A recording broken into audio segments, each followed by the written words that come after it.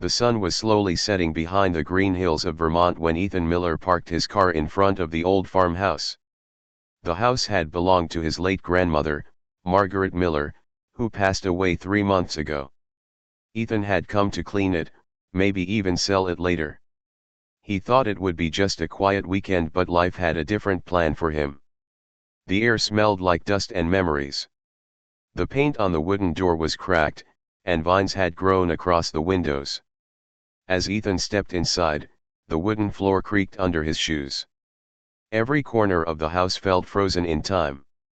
Old family pictures hung on the walls, showing faces that looked serious and distant. Ethan had always been curious about his grandmother's past. She was kind but quiet, someone who smiled often yet kept secrets behind her eyes. As he walked around the living room, he saw her rocking chair by the window, still facing the same direction. On the small table beside it lay a pair of glasses and an unfinished crossword puzzle. He whispered to himself, "You really loved your quiet mornings, huh, Grandma?" After hours of cleaning, Ethan noticed a small door above the hallway, the attic entrance. The string hung loose from the ceiling. He pulled it gently, and a ladder came down with a puff of dust. The attic smelled of old wood, paper, and time. He climbed up slowly, coughing a little as dust filled the air.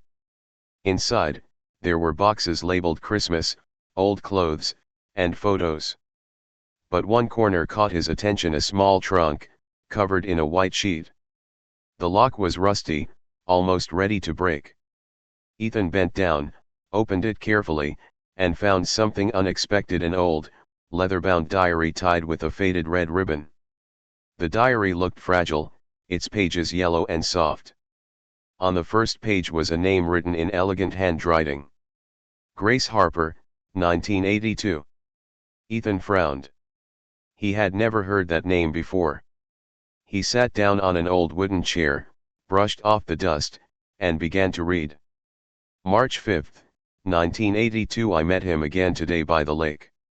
He smiled, and I forgot the world. Michael said he'll find a way for us to be together, no matter what Father says. Ethan raised his eyebrows. A love story?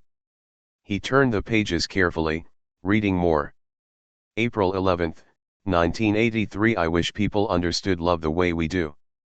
He has nothing but his heart, and that's all I want. But they say he's not good enough for me. They don't even know him. Ethan's curiosity grew. Who was Grace Harper? And who was Michael? The diary sounded like it belonged to a young woman deeply in love but under pressure from her family. He kept reading, and the words slowly turned darker. June 20, 1985. Michael didn't come to meet me tonight. It's not like him. Something feels wrong. I'm scared. Ethan stopped reading. He felt a chill. The next few pages were messy, some smudged with tears. The final entry made his heart race. July 2, 1985. If anyone finds this diary, please know that the truth is buried under the oak tree. I can't say more. I'm sorry. Ethan closed the diary slowly. His hands trembled a little. Buried under the oak tree, he whispered. He walked to the attic window and looked outside. Behind the house stood a huge, old oak tree, tall and strong, maybe 50 years old. His grandmother used to tell him stories under that very tree when he was a kid. Could this diary be connected to this place, he thought. As he kept looking at the diary, something fell out from between the pages, an old photograph. It showed a young woman with curly brown hair, standing beside a man wearing a white shirt and suspenders. Behind them was that same oak tree. On the back of the photo, someone had written, Grace and Michael, Summer '84. Ethan stared at it, confused and amazed. He turned the photo around again, studying their faces. Grace looked happy, and Michael had a gentle smile. But there was something tragic about the photo now, as if it carried a secret long buried. He went downstairs and found an old box of family pictures in the living room. He flipped through them quickly until one stopped him cold. His grandmother was standing beside a group of townspeople and right next to her was Grace Harper. The same woman from the diary. What? Ethan whispered. You knew her? The air felt heavier now. He sat on the couch, diary in his lap, photo in his hand. The clock on the wall ticked loudly. For the first time, the silence in the house didn't feel peaceful, it felt haunted. As the night grew darker, rain began to fall outside. Ethan turned one last time to the diary and whispered, Grace, what happened to you? He looked again toward the window, where the oak tree stood tall, its branches swaying in the wind. He didn't know why, but he felt like the tree was calling him, like it had been waiting 40 years for someone to listen. Ethan grabbed a flashlight, put on his jacket, and stepped outside into the rain. The ground was wet, and the wind was cold, but he didn't stop. He walked closer to the oak tree, shining his light around. And there, right near the roots, the soil looked disturbed, as if someone had dug there long ago. His heartbeat grew faster. He crouched down and touched the dirt with his fingers. What truth did you bury here, Grace? He whispered again. The rain fell harder. The flashlight flickered. Ethan took a deep breath, and with shaking hands, began to dig. Rain kept falling through the night as Ethan Miller dug near the oak tree. His hands were cold, his clothes soaked, but his heart raced with curiosity. The ground was soft, and his flashlight flickered in the dark. After a few minutes of digging, his hand hit something hard, not a rock, but metal. He brushed away the wet dirt and saw a small rusted metal box. Its surface was covered in mud, and the lock had almost turned to dust. Ethan lifted it carefully and wiped it clean with his sleeve. He couldn't believe it, the box had been buried exactly where Grace's diary said. He carried it inside the house and placed it on the kitchen table. The old wood creaked under its weight. With a screwdriver, he broke the weak lock open. The lid made a soft cracking sound, and inside, he found a bundle of letters tied with a blue ribbon, a few black and white photographs, and a small silver necklace shaped like a heart. Ethan took one of the letters and unfolded it. The handwriting was neat and full of emotion. My dearest Grace. If I don't come back, know that I always loved you. They may try to separate us, but my heart will always belong to you. Michael. Ethan stared at the words. He didn't come back, just like the diary said, he whispered. He opened another letter. Grace, your father warned me to stay away. He said he'd destroy me if I ever came near you again. I don't know what to do. I can't lose you. Ethan felt chills run down his spine. This wasn't just a love story. Something terrible had happened between Grace and Michael, and her family was involved. He turned to the photographs next. One showed Grace and Michael near the town's old garage, where men used to work fixing cars back in the 1980s. Another photo showed a group of people at a town fair. In the background, Ethan noticed something strange, a younger version of his grandfather, Richard Miller, standing behind Grace's father. Ethan's heart stopped for a second. Grandpa? What were you doing there? He whispered. He had 1,000 questions now. Why would his grandfather be in Grace's photos? What did this have to do with his family? The night passed slowly. Ethan couldn't sleep. He kept reading the diary, searching for answers. Grace wrote about how her father hated Michael because he was poor and came from a different background. But she never stopped loving him. She believed he would come back one day. They'll never understand, Michael. You and I see the world differently. You fix cars, I write dreams. But love doesn't care about class or color. Ethan read that line again and again. The story wasn't just about lost love, it was about injustice and secrets buried by time. The next morning, the rain stopped. Ethan decided he needed help. He drove to the small town library, a brick building with a white porch and dusty old bookshelves. Inside, he met Sarah Thompson, a kind librarian in her 30s with a curious mind and a warm smile. "Hi, I'm Ethan Miller," he said nervously. "I'm looking for some old town records, maybe from the 1980s. Sarah nodded.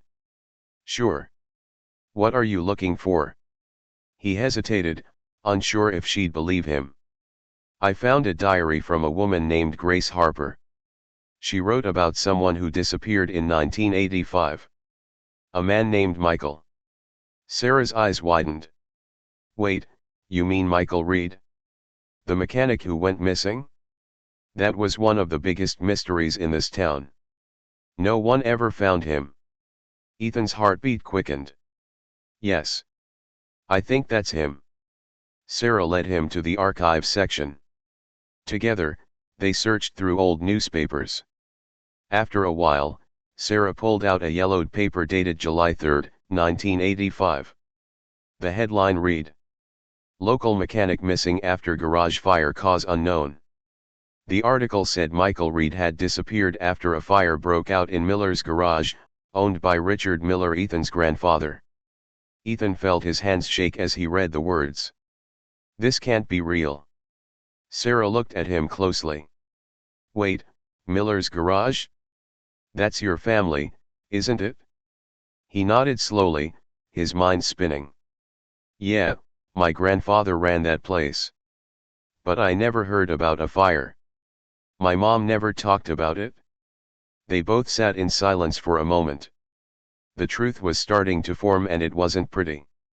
Sarah opened one of the books and found a small record of Grace Harper moving away from town 2 years after Michael vanished. "She left quietly," Sarah said softly. "No one knew where she went. Some people said she couldn't live here anymore because of what happened." Ethan stared at the page. His heart ached for her, a woman who loved someone so deeply and lost him in the cruelest way. Then Sarah noticed something at the bottom of the diary that Ethan hadn't seen before, a folded old map, hidden between the pages. It showed the area around the farmhouse and the oak tree, with a red X marked near the creek. "This looks like there's more buried somewhere," Sarah said. Ethan nodded. "Maybe that's where the rest of the truth is." The two decided to go there that evening. The sun was setting when they reached the spot. The ground was damp, and the sound of crickets filled the air. Ethan and Sarah began digging where the red X was marked. After a few minutes, Sarah's shovel hit something solid. They looked at each other silently. Ethan knelt down, brushed away the dirt, and saw the corner of another small metal box. He took a deep breath and lifted it out. The box was covered in rust and dirt, but this one was heavier. "What do you think is inside?" Sarah asked softly. Ethan stared at it, feeling both fear and excitement. "I don't know," he said. "But maybe, this box holds the answer Grace never got." The evening was calm, but Ethan Miller's heart was racing. He held the second metal box tightly, brushing off the wet soil from its surface. Beside him, Sarah Thompson watched with wide eyes, her hands tucked into her jacket pockets. The air smelled of wet grass and earth, mixed with a faint scent of old wood from the farmhouse nearby. Ethan placed the box on the ground carefully. He took a deep breath and opened the rusty lid. Inside, he found a collection of letters tied with a faded ribbon, more photographs, and something that made his eyes widen, a silver necklace engraved with the initials G and M. Ethan picked up the necklace first. It was delicate, shaped like a small heart, with tiny scratches that made it look well worn. He whispered softly, "Grace and Michael, this belonged to them." Next, he unfolded the letters. One of them was a confession from Michael. "Grace, if anyone reads this, know that I loved you until my last breath. Your father, he tried to stop us.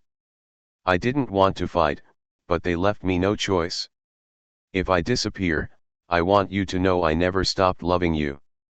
Ethan's hands trembled as he read the words. The letters were filled with love, fear, and desperation, a story that had been frozen in time for 40 years. Then he opened a photograph.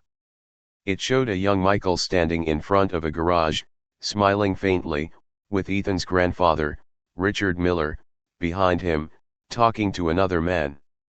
In the corner of the photo, a shadowy figure seemed to watch Michael closely. Ethan's stomach twisted. Could this shadow be the man who caused Michael's disappearance? Or was it someone else who knew the secret all along? Sarah looked over his shoulder. This connects your family to Michael's disappearance.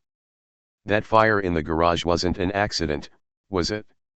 Ethan shook his head slowly. It doesn't feel like it. The diary, the letters, it's all pointing to something my grandfather or someone in his circle wanted hidden. Then Ethan picked up another letter, dated June 30, 1985. It was from Grace, and her words were haunting. Michael didn't come to meet me tonight. I fear something terrible has happened. I tried to tell my father, but he wouldn't listen. If you find this diary, please, find him, and tell the truth. I can't live knowing no one believes me. Ethan swallowed hard. Grace had spent her life waiting for justice, and now it was his turn to uncover it. He decided to go back to the farmhouse. The attic held more clues, and maybe, just maybe, his grandmother Margaret knew something. The rain had stopped, and the moonlight reflected off the wet grass as Ethan and Sarah carefully carried the box inside. Inside the attic, Ethan laid everything on the floor. He spread the letters, photos, and necklace carefully. Then he remembered the diary had a folded map hidden in its pages, showing a location near the oak tree, the exact spot they had dug. Sarah picked up the map. It looks like there's still one more clue here, she said softly. Look at this mark, it's not just an X. There's something buried underneath. Ethan's pulse quickened. Could there be more evidence of what happened to Michael? Or even, the truth about who was responsible? He opened another small compartment inside the box, a hidden space that was almost invisible. Inside was a newspaper clipping that made him gasp. Garage fire mystery, town's mechanic missing, no leads found. The clipping included a small photo of the burned garage. Ethan recognized it immediately. It was the same place his grandfather had run. Sarah, this fire wasn't just an accident, he said, his voice shaking. It happened the night Michael disappeared. And my grandfather, he was there. Sarah placed a comforting hand on his shoulder. We need to find out everything. There's still the diary, the letters, and the map. All of it together will tell the story. Ethan nodded. He looked at the necklace once more. Grace and Michael. I promise, we will find the truth for you. The night passed slowly, filled with the sound of distant owls and the rustle of leaves outside the window. Ethan couldn't sleep. He kept thinking about Grace's words, Michael's letters, and the shadowy figures in the photographs. The story that had remained silent for 40 years was finally coming to life, and it was more dangerous than he had imagined. The next morning, Ethan and Sarah decided to follow the map again, this time carefully examining every mark and symbol. The red X pointed to a spot slightly north of the oak tree, near a small creek that ran behind the farmhouse. Ethan knelt on the ground, brushing away moss and leaves. His fingers touched something hard. It was another metal box, smaller and heavier than the first. He exchanged a nervous glance with Sarah. This could be it, he whispered. Together, they lifted the box. It was sealed, rusty, and clearly untouched for decades. Ethan's hands shook as he opened it. Inside, they found a stack of letters, Michael's personal journal, and some old tools with blood stains. Ethan froze. This is proof. Proof that Michael was attacked here, that someone tried to hide the truth. Sarah's eyes widened. Ethan, this changes everything. Your family, your grandfather. Ethan swallowed hard. He held the letters close. 40 years of mystery, fear, and lost love were finally within reach. He knew that once they uncovered the truth, it could change his life forever and the town's history as well. As the sun rose, Ethan looked at the oak tree. The place where love had once blossomed and tragedy had struck was silent. But soon, it would speak again through the letters, the diary, and the truth buried beneath the ground. The morning sun cast long shadows across the farmhouse yard. Ethan Miller sat on the porch steps, the second metal box open beside him. His hands were trembling, not from cold, but from the fear of what he might uncover. The letters, photographs, and Michael's journal were stacked neatly, waiting to reveal the truth that had been buried for 40 years. Sarah Thompson sat beside him, her eyes scanning the pages. "Ethan, do you really want to know everything? Some secrets, they might change your life forever." Ethan nodded. "I have to know, Sarah. Grace waited 40 years for someone to find the truth. I can't stop now." He opened Michael's journal and began reading aloud. June 29, 1985. Everything seems calm, but I know trouble is coming. Richard Miller came by the garage today. He warned me to stay away from Grace. I tried to reason with him, but he didn't listen. I fear something bad will happen soon. Ethan felt a knot in his stomach. His grandfather, Richard Miller, had been part of the story, somehow connected to Michael's disappearance. He had to know the full truth. He decided to confront his mother, Linda Miller, who had never spoken about her father's past. Ethan drove to her house, holding the diary and letters tightly. "Mom," he began carefully, "I found something in Grandma's house. A diary, letters, photographs. It's about Grace Harper and Michael Reed. And, it mentions Grandpa." Linda's face paled. Her hands shook as she reached for a chair. "Ethan. I didn't want you to know this," she whispered. "But, it's time." She told him the story, a story hidden for decades. Grace Harper had been in love with Michael Reed, a young mechanic. Her father hated Michael because of his family background and wanted to end their relationship. Richard Miller, Ethan's grandfather, owned the garage where Michael worked and was present the night of the fire. "What happened that night?" Ethan asked, his voice barely a whisper.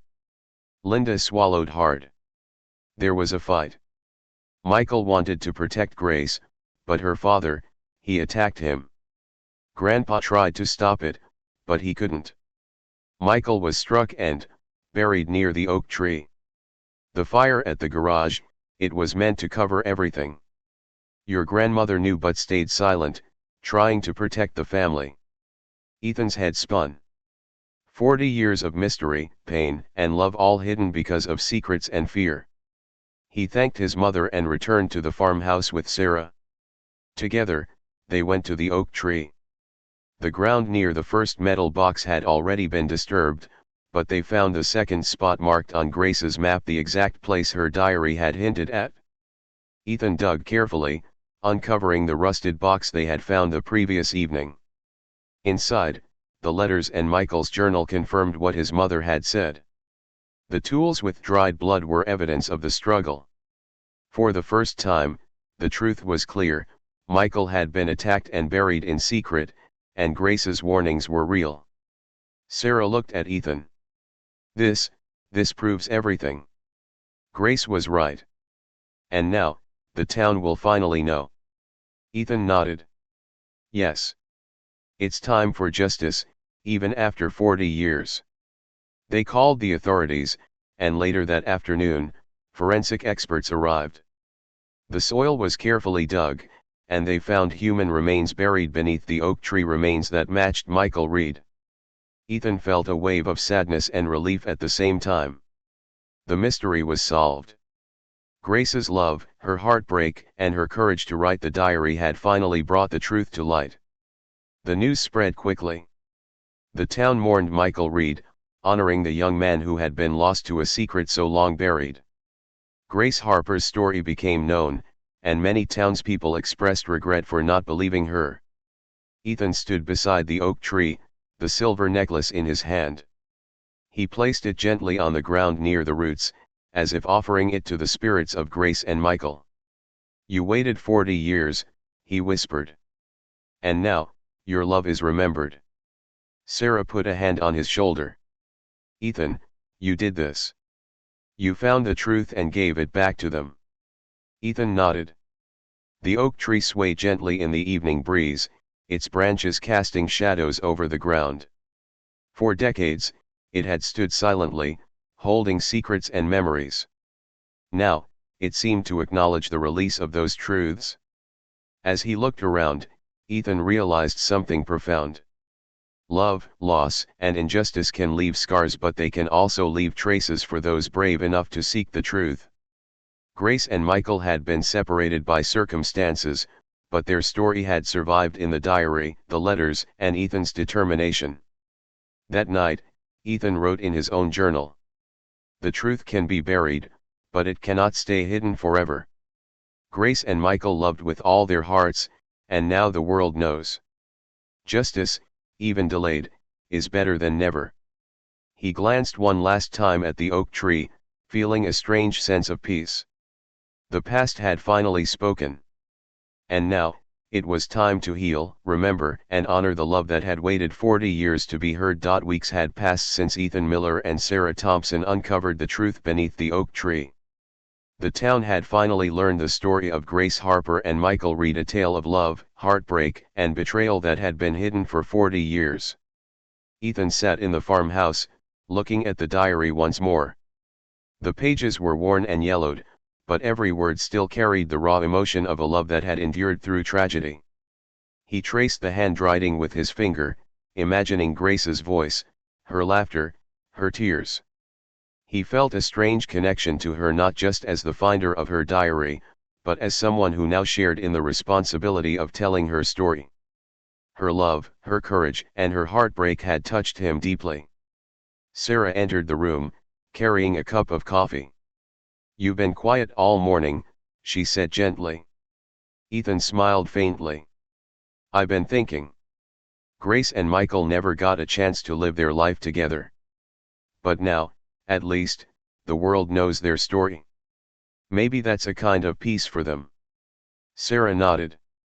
"And for you too, Ethan. You've carried part of their story now. It's a heavy responsibility, but also a gift." Ethan looked at the oak tree through the window.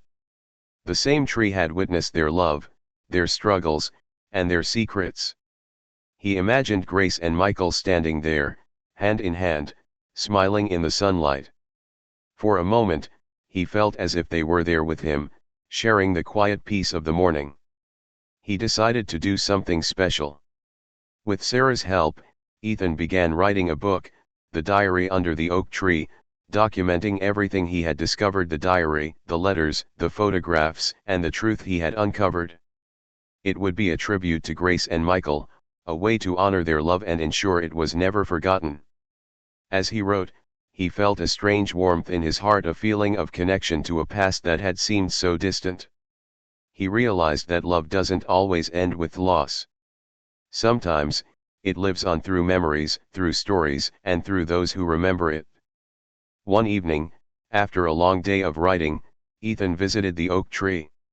He carried the silver necklace, the one engraved with G&M, and gently placed it at the base of the tree. He whispered softly, "Grace. Michael, your story is safe now.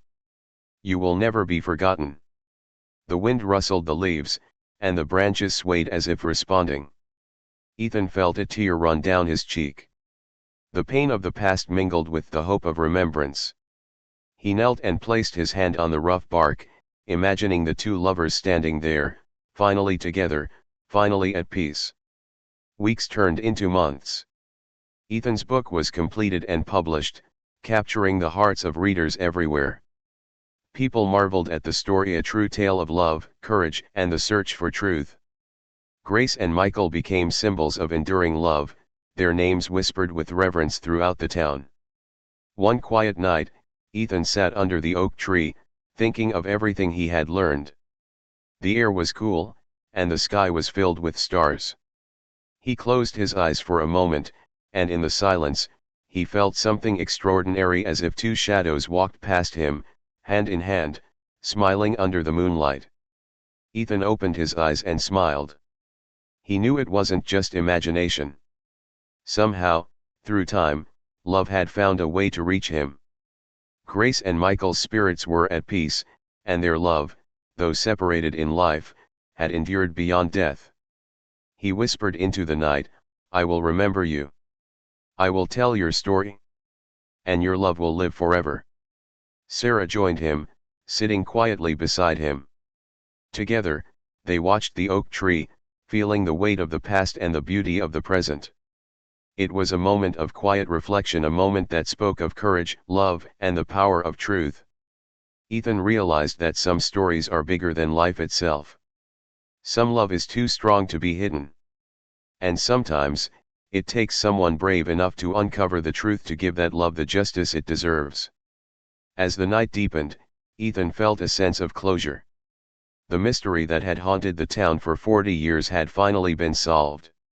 Grace and Michael's story was complete, tragic, yet beautiful, sad, yet full of hope. And Ethan knew, deep in his heart, that love like theirs never truly does. It waits, silently, patiently for someone to find it, honor it, and carry it forward. The oak tree stood tall, its branches swaying gently in the night breeze. Beneath it lay the memories of a love that time could not destroy. And for Ethan, for the town, and for the world, that love would never be forgotten.